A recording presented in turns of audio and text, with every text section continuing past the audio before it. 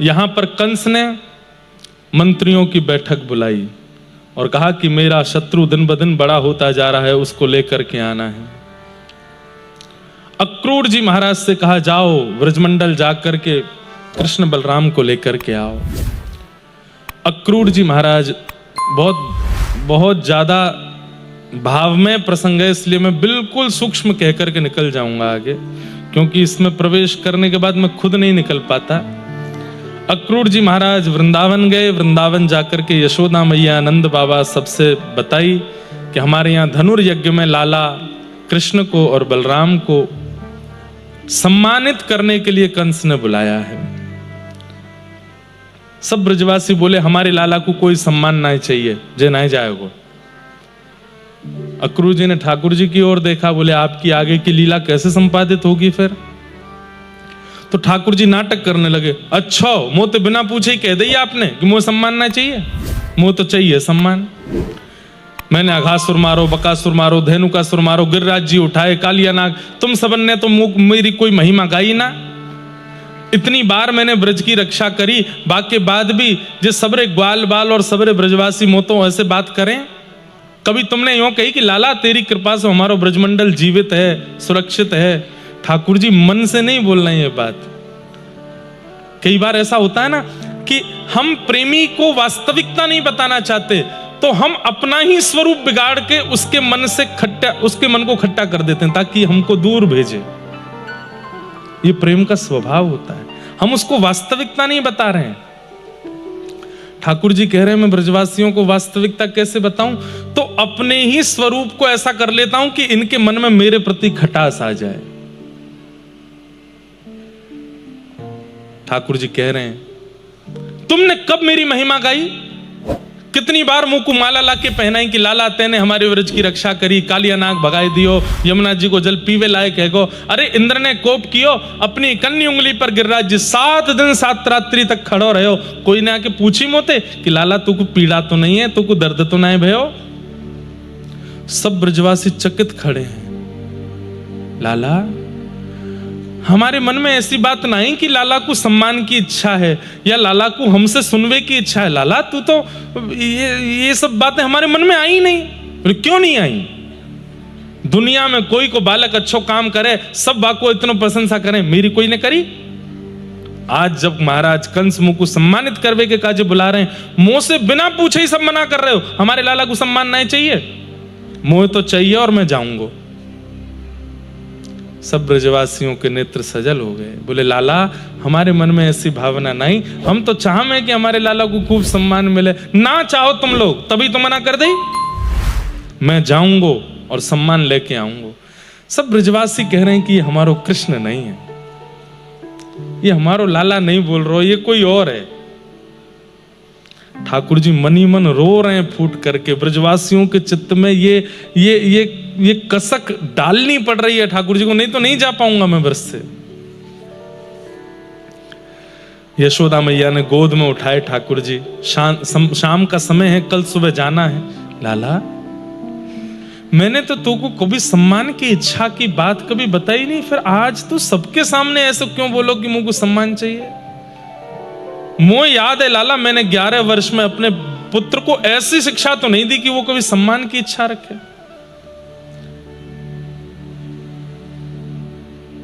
ठाकुर जी मैया की गोद से भी जानबूझ के उतर गए। बोले हाँ मैया, तू भी ना चाहे दुनिया की मैया अपने बालकन को सम्मान करा, मैं अपने बालकन को, तू तो मोया घर में ही बूढ़ो कर लेगी, यहां ते बाहर ही ना जान दे, यहीं बैठा के रखे, कछु करन ना दे।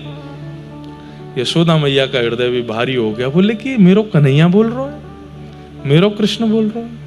और ठाकुर जी ये सब बोल करके फिर एकांत में जाते हैं, दाऊ दादा को लेके जाते हैं, क्योंकि वही है एकमात्र जो सब जानते हैं, और उनसे कंठ लग करके रोते हैं, दादा मेरे प्राण निकरवे के है रहे, मैं कैसे बात कर रहा हूं इन सबंसों पर, मुंह को करना पड़ रहा है। दाऊ दादा तुम संभालो मुंह को।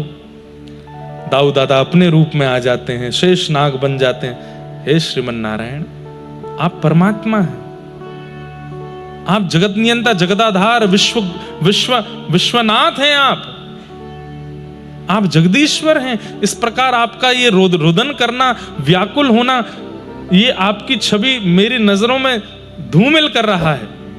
अरे होने दे छवि धूमिल, मैं इन ब्रजवासियों के बिना कैसे रहूंगा, यशोदा मैया के बिना कैसे रहूंगा, ये मधुमंगल श्रीदामा मर नहीं जाए कहीं मेरे बिना। दाऊ दादा आप तो सब जानते हैं, कोई ऐसी योजना नहीं बन सकती। बोले कैसी? कि परमात्मा की पदवी कोई और संभाल ले, तीनों लोग कोई और संभाल ले, और मैं सदा के लिए इस वृंदावन में ही बस जाऊं, इन ब्रजवासियों के बीच में, मुझे नहीं जाना यहां से। दाऊ दादा ऐसो कछु है सके? शेषनाग हैं, शेष तत्व हैं, जीवाचार्य हैं दाऊ दादा, अपने स्वरूप में प्रकट हो गए, ठाकुर जी की स्तुति गाने लगे। नहीं नाथ, इस प्रकार की भाव, आपको आगे लीला के लिए आगे जाना पड़ेगा, मैं हूं ना साथ में, मैं चलूंगा, कोई और रास्ता बचा नहीं है। आज पहली बार परमात्मा प्रेम के घेर में घिर गए हैं और सोच नहीं पा रहे हैं मैं क्या करूं। बंधुओं, ठाकुर जी को कोई नहीं बांध सकता, वो विश्व को बांधते हैं, लेकिन ठाकुर जी को बांध दिया ब्रजवासियों ने, इसलिए ब्रजवासियों के लिए सब माफ है, ब्रजवासियों के लिए सब अच्छा है। क्यों? इन ब्रजवासियों से ही बंधे ठाकुर जी, इनके प्रेम में बंध गए। रात में यशोदा मैया अंक में भर के लाला को सोई है, लाला परसों आए जाइयो, और कंस बड़ो खतरनाक है, बाकी ज्यादा पास मत जाइयो, दूर ते ही सम्मान लेके आए जाइयो। और मेरो लाला, अब मैं तो 11 वर्ष है गए अपने लाला के बगैर सोई ना एक रात, कल रात कैसे सोऊंगी मैं? मैया मैं भी तो नहीं सोया तेरे बिना, मैं कैसे सोऊंगो? अच्छा लाला कोई बात ना, एक रात की तो बात है, परसों तो लाला आ जाएगो? बोले हाँ मैया मैं परसों आ जाऊंगा। अच्छा चल मेरे अंक से लग जा। ठाकुर जी अंक से लग गए। यशोदा मैया के वक्ष पर ठाकुर जी अपना मुख पधरा करके गहरी सांस लेते हैं, मानो श्री यशोदा जी की अंग की सुगंधी को अपने अंदर ले रहे हैं, क्योंकि अब ये सुगंधी मिलने वाली नहीं है।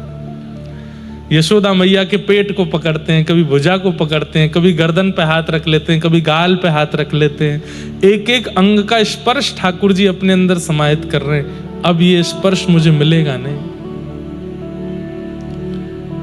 बंधुओं, यशोदा मैया तो आंसुओं से रो रही हैं, तकिया पर सिरहाना रखे, पर ठाकुर जी आंसुओं को अंदर ले रहे हैं, क्योंकि मैं रोयो तो मैया तुरंत उठ के बैठ जाएगी। एक बात तो है बंधुओं, विश्व ने पूरे भक्तों का दुख गाया, मीराबाई का दुख सबने सुना, नरसिंह मेहता का कष्ट सबने सुना, सूरदास जी की पीड़ा सबने सुनी, जनाबाई का कष्ट सबने सुना, अरे यशोदा जी का कष्ट सबने गाया, किशोरी जी का भी विरह सबने गाया, गोपियों का विलाप सबने गाया, पर कृष्ण का विरह किसी ने, सबने नजरअंदाज कर दिया। किसी ने यह विचार नहीं किया कि वे कितने मजबूर हैं, उनकी पीड़ा कितनी है। बंधुओं एक बात बोलें, पीड़ा हो और आप रो दो तो समझो आपने पीड़ा का 20% भार हल्का कर लिया। पीड़ा हो और आप बिलखने लग जाओ, आप किसी से गले लग जाओ, या फिर 2-4 दिन तक भोजन ना करो, तो समझो आपने पीड़ा का 50% भार और हल्का कर दिया। लेकिन पीड़ा हो तो हंसना पड़े, पीड़ा हो तो खाना पड़े, पीड़ा हो तो सबके बीच जाना पड़े, तो समझो आप 1% भी पीड़ा को चित्त से निकाल नहीं पा रहे हो। कृष्ण ने ऐसी पीड़ा सही है, वो निकाल ही नहीं पाए। सबने टोक दिया, सबने कोसा उनको, लेकिन बस मुस्कुरा के शांत रहे, किसी को उत्तर नहीं दिया। व्रत छोड़ करके क्यों गए, आज तक इसका उत्तर नहीं है।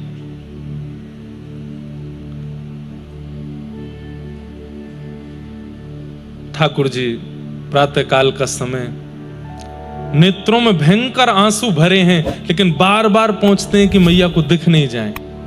और जैसे एक बालक पहली बार किसी मेले में जाता है उत्साह में, उतने उत्साह में कृष्ण भरे हैं। आज मुझको सम्मान मिलेगा, और सबके आगे मैया मैं कैसा लग रहा हूं, बोले मैया कह रही बहुत अच्छा लग रहा है लाला। सबको ये लग रहा है कृष्ण कितने उत्साहित हैं, पर अंदर से टूटे हैं ठाकुर जी। नंद भवन का जैसे ही द्वार खुला, जैसे आप संख्या में बैठे हैं, इससे भी 1000 गुना संख्या में ब्रजवासी खड़े हैं, लेकिन एक शब्द भी नहीं निकल रहा है और सब बस एक दूसरे के ऊपर से ठाकुर जी को देख रहे हैं। सब लोग सोच रहे थे हम लोगों को देख करके लाला रुक जाएगा, पर जब ठाकुर जी को इतने उत्साह में देखा, सब ब्रजवासी बोले ये तो बड़ो आनंद में, ये तो जावे के काजी पूरा तैयार बैठो है। ठाकुर जी बाहर निकल के आए, सब ब्रजवासी से बोले अब मैं जा रहा हूं, कंस से सम्मान लेके आऊंगा। कल मैंने थोड़ी ज्यादा कड़वी बात कह दी, बुरा मत मानियो सब लोग, और मैं परसों आ जाऊंगा। परसों का नाम सुनते ही बस ब्रजवासियों की सिसकियां सुनाई दे रही हैं और आंखें लाल और अश्रुबिंद गिर रहे हैं। सोचिए बंधुओं, एक दिन भी जिसके बगैर व्यतीत करना, एक क्षण भी जिसके बगैर व्यतीत करना भारी है, वो परसों कैसे तक रह लेंगे।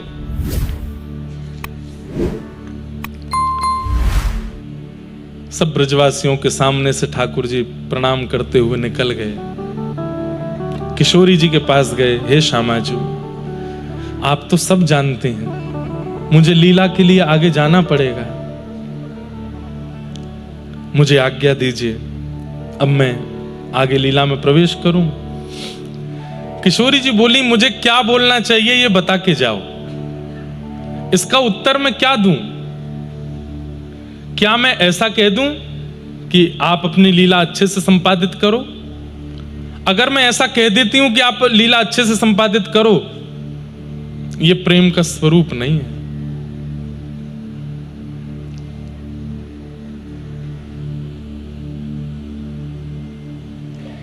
प्रेमी अगर दूर जा रहा हो तो प्रेयसी उसके दूर जाने की सराहना नहीं करती।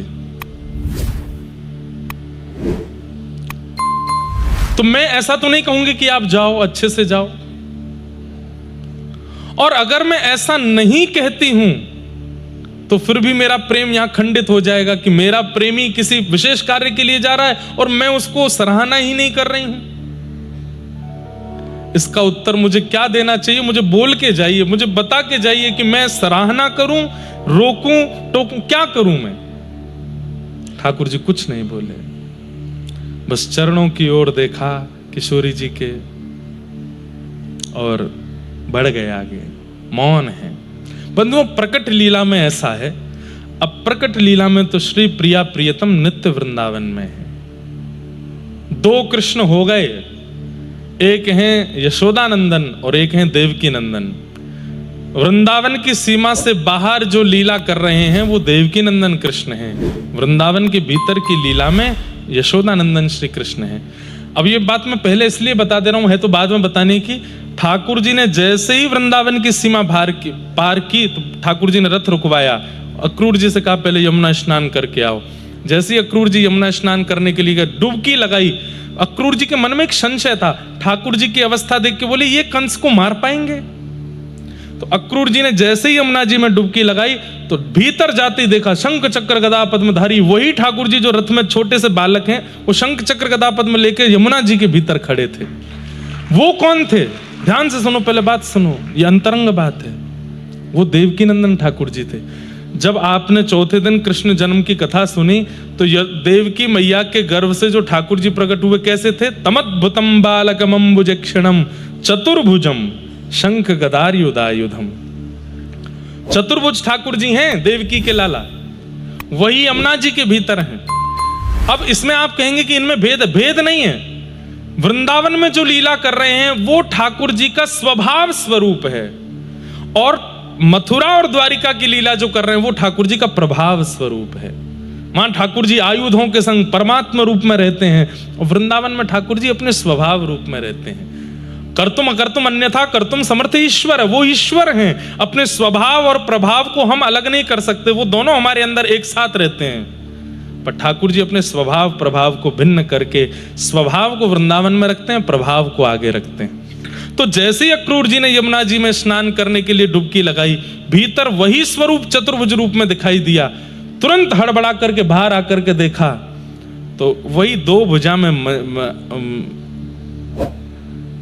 रथ पर बैठे हैं। फिर दोबारा डुबकी लगा करके देखा तो अब अंदर कोई नहीं दिखा, तो बोले वो अंदर वाले कहाँ गए? बोले वो तुरंत 2 भुजा वाले बनकर के रथ में बैठ गए और 2 भुजा वाले जो नंद नंदन थे वो व्रजमंडल के कण कण में जाकर के व्याप्त हो गए, वो वृंदावन छोड़ करके कहीं नहीं गए। इसीलिए हमारे यहाँ कहते हैं वृंदावनम परित्यज्य पादमेकम न गच्छति।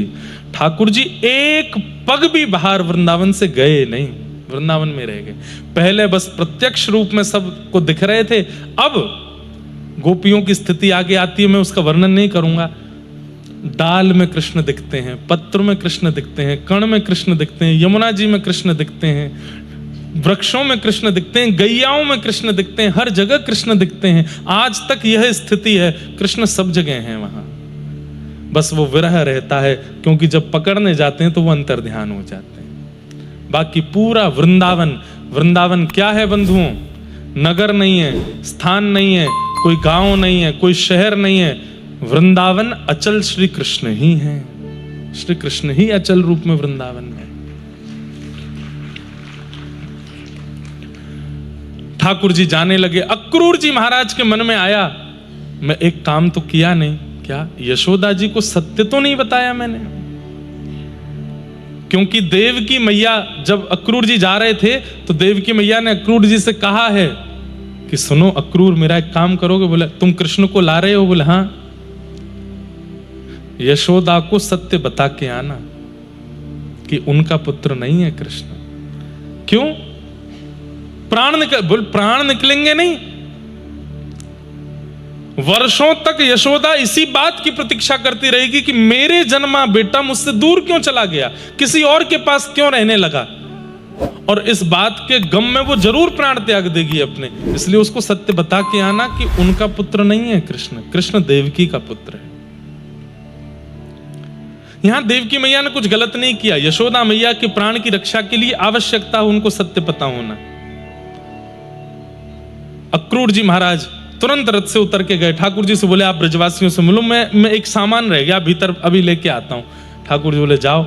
अक्रूर जी महाराज गए, यशोदा मैया का हाथ पकड़ा, भीतर लेके गए और कक्ष में जाकर के कहा मैया मेरी बात ध्यान से सुनना, हो सकता है इसके बाद बहुत भूचाल आपके ब्रजमंडल में आ जाए, पर यह सत्य आपको पता होना आवश्यक है। कहा भयो? बोले कृष्ण, 2 बातें हैं। पहली बात कि कृष्ण अब लौट करके नहीं आएंगे, और दूसरी बात कृष्ण आपके पुत्र नहीं है, कृष्ण देवकी के पुत्र हैं। कंस के भय के कारण, क्योंकि अष्टम गर्भ था, आप सबको पता है कि देवी ने प्रकट होकर के कंस से कहा था आकाशवाणी में कि अष्टम गर्भ तेरा काल होगा। हाँ सुनी तो थी, ये वही 8वां बालक है देवकी का। अर्धरात्रि में, अष्टमी की रात्रि को, भादों के महीने में वसुदेव जी महाराज आपके बगल में सुला करके इसको चले गए। आपकी लाली जाकर के कंस को दे दी थी, जो अष्टभुजी देवी काली बनी थी। यह आपका पुत्र नहीं है, ये देवकी का पुत्र है, और देवकी प्रतीक्षा कर रही है। कंस का वध करने के बाद कृष्ण अब देवकी के साथ रहेंगे। इसलिए मैया मुझे बस सत्य बताना था, आप अपना और ब्रजवासियों का ध्यान रखना।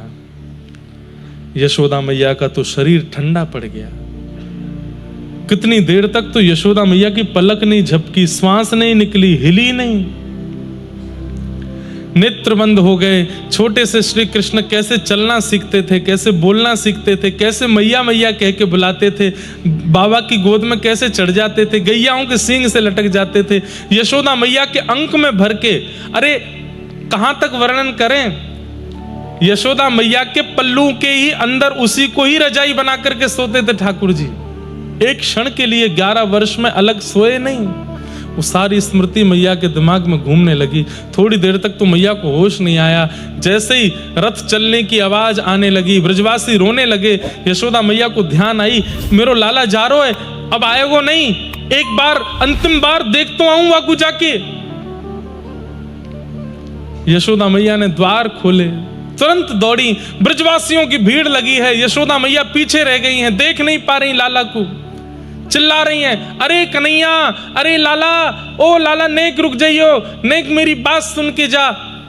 यशोदा मैया का स्वर जैसे ही कान में पड़ा, चलते रथ से कूद गए ठाकुर जी, दौड़ करके मेरी मैया बुला रही, कहां है मैया।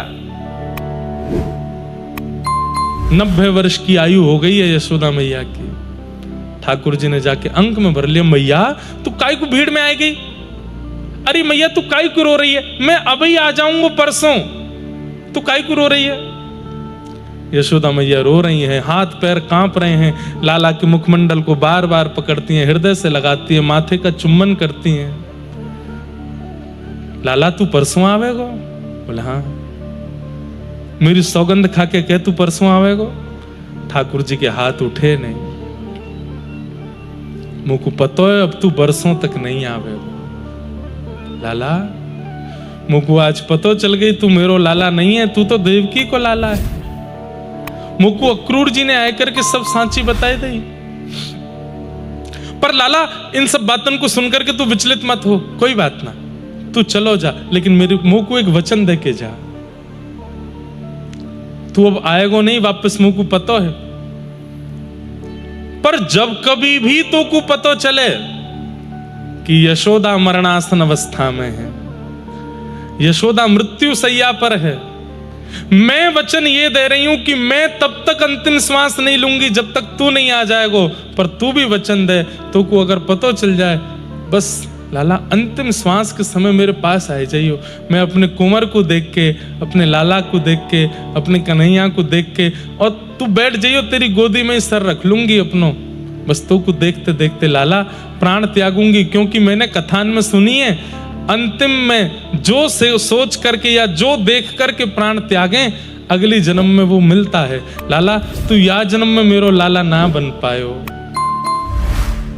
सौभाग्य तेने मुंह को दियो कि मैंने तो को तेरो लालन पालन सब कियो, पर लाला अंतिम श्वास तो को देखते भय त्यागूंगी, तो कहा पतो अगले जन्म में तू मेरो पुत्र बन के आवे, और फिर तू मेरो पुत्र बन के आएगो ना, फिर तू को कहीं नहीं जान दूंगी, फिर तू को अंग से लगा के रखूंगी, बस मुंह को वचन दे के जा तू आवेगो। बंधुओं यशोदा मैया की हालत तो फिर भी ठीक थी, ठाकुर जी टूट गए। आकाश की ओर देखकर के मानो महादेव ब्रह्मा आदि देवताओं को कह रहे हों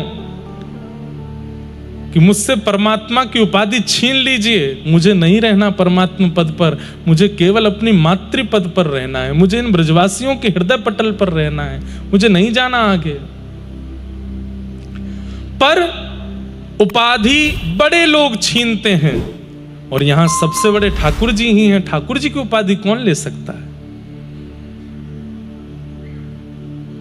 यशोदा मैया मूर्छित हो गई, ठाकुर जी ने ब्रजवासियों को बुलाया, मूल मैया को संभालो, और यशोदा मैया को रोता बिलखता देख ठाकुर जी ने चरण रज मैया को प्रणाम करी, और मैया की चरण रज और व्रज की रज को अपनी जेब में धर के ठाकुर जी वृंदावन को प्रणाम करके रथ पर आरूढ़ होकर के मथुरा प्रस्थान कर गए।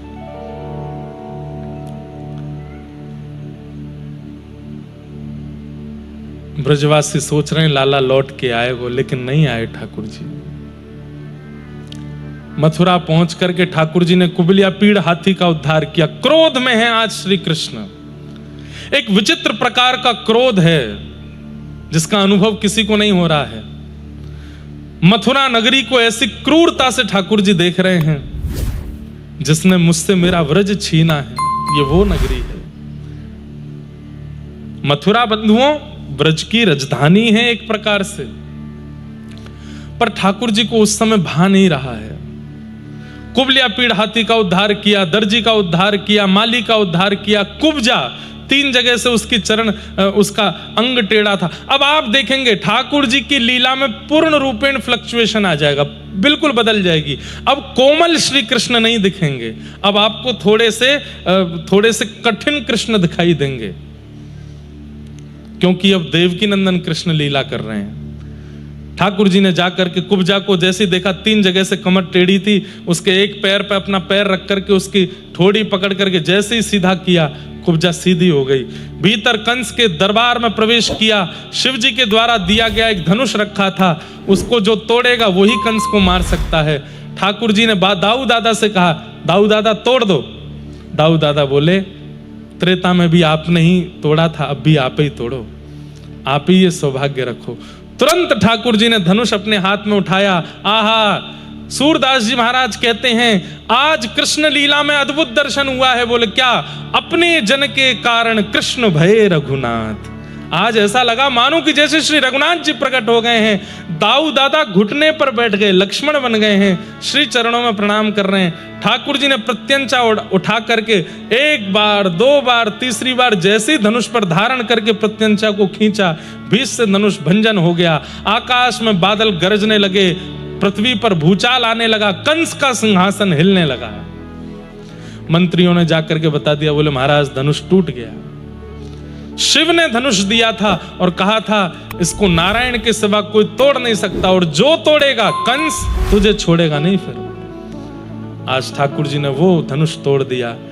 जैसे ही रणभूमि में प्रवेश कर रहे हैं, लाखों की तादाद में ब्रजवासी, मथुरावासी सब वहां बैठे हैं। बड़े बड़े मल्ल युद्ध करने के लिए रणभूमि में खड़े किए गए हैं। कुबलिया पीड़ हाथी का एक दांत ठाकुर जी ने अपने कंधे पर, दूसरा दांत बलराम जी ने अपने कंधे पर रखा है। और दोनों भाई जब रणभूमि में प्रवेश कर रहे हैं, शुकाचार्य जी उस छवि का वर्णन करते हैं। मल्लानाम अशनिर्णिनाम नरवर स्त्रीणाम स्मरो मूर्तिमान, गोपानाम स्वजनो सताम क्षितिभुजाम शास्त्रा सुपित्रो शिशु, मृत्युर्भुज पतिर्विराट विदुषाम तत्वं परम योगिनाम, वृष्णीनाम परदेवते तविदितो रंगम गतः साग्रज। सबको ठाकुर जी अलग अलग रूप में दिखाई दे रहे हैं। मल्लों को ठाकुर जी मल्ल जैसे ही दिख रहे हैं, बड़े बूढ़ों को ठाकुर जी नाती पोते जैसे दिख रहे हैं, युवाओं को ठाकुर जी अपने सखा के रूप में दिख रहे हैं, कुमारी कन्याओं को ठाकुर जी अपने पति रूप में दिख रहे हैं, और 50 सिड्डियों पर बैठे हुए महाराज कंस को ठाकुर जी अपनी मृत्यु के रूप में दिख रहे हैं। अत्यंत कोमल शीलवान श्री कृष्ण के रूप को देख करके भी कंस को भय लग रहा है, आई मेरी मृत्यु। भगवान ने एक एक मुष्टिक प्रहार करके मल्लों का वध कर दिया। एक छलांग मार करके कंस के पास पहुंच गए, दो भुजा से कंस को अपने भुजाओं में उठा करके 50 सिड्डी ऊपर से नीचे पटक दिया। कंस का वध हो गया और कंस मर्दन ठाकुर जी की जय जयकार होने लगी। बोल कंस मर्दन गोपाल की। ज्यादा समय नहीं लगाया ठाकुर जी ने, मतलब आंखों की पलकें झपक रहे हैं मथुरावासी, इतने इतने में तो सब खत्म होता जा रहा है। और कंस को भी उठा करके गए, जा करके नीचे पटका, उसके बाद ऊपर से छलांग मार के उसकी छाती पर कूद गए, वध कर दिया। अपने नाना अक्रूर जी का हाथ पकड़ करके ठाकुर जी रथ ऊपर सिंहासन पर ले गए, कंस का मुकुट उनके सिर पर धारण करा दिया और मथुरा के राजा अक्रूर जी बने, श्री उग्रसेन बने। भगवान कारागृह में गए, बंदी हैं माता पिता। 11 वर्ष 56 दिन बाद पहली बार देवकी मैया ने अपने लाला को देखा, हृदय से लगा लिया और बस पकड़ते ही कहा अब मुंह को छोड़ के ना जाएगा ना। ठाकुर जी कह रहे हैं कैसी विडंबना है, एक माँ को छोड़ के आया हूं और एक माँ को वचन देना है कि अब छोड़ के नहीं जाऊंगा। ठाकुर जी ने वचन दिया मैया अब नहीं जाऊंगा, अब तेरे पास ही रहूंगा। देवकी मैया को कारागृह से मुक्त करके मथुरा को सब व्यवस्थित कर दिया। 5-6 दिन बाद ठाकुर जी ने अब जिज्ञासा प्रकट की और वसुदेव जी से कहा अब मैं सूक्ष्म में पूरी कथा विस्तार तक, विश्राम तक ले चलूं, ध्यान से सुनिएगा। और कथा के अंतिम श्लोक 3 बार गाए बिना कोई भी नहीं जाएगा यहां से। सब लोग कथा पूरी सुन करके जाएंगे। समय तो हो गया पर आज विलंब से हुआ तो आधा घंटा और। तो ठाकुर जी ने प्रवेश जिज्ञासा प्रकट की और श्री वसुदेव जी से कहा पिताजी मेरी एक इच्छा है। बोले क्या? मैं लगभग 11.5 वर्ष की आयु मेरी हो गई, अभी तक मैं गुरुकुल नहीं गया पढ़ने, अब आप कृपा करके मुझे उत्तम शिक्षा के लिए गुरुकुल भेजिए। तब सांदीपनि उपाध्याय जी के यहाँ पर भगवान पढ़ने के लिए अवंतिका उज्जैन आए और वहां आकर के सांदीपनि उपाध्याय जी से ठाकुर जी ने अध्ययन किया।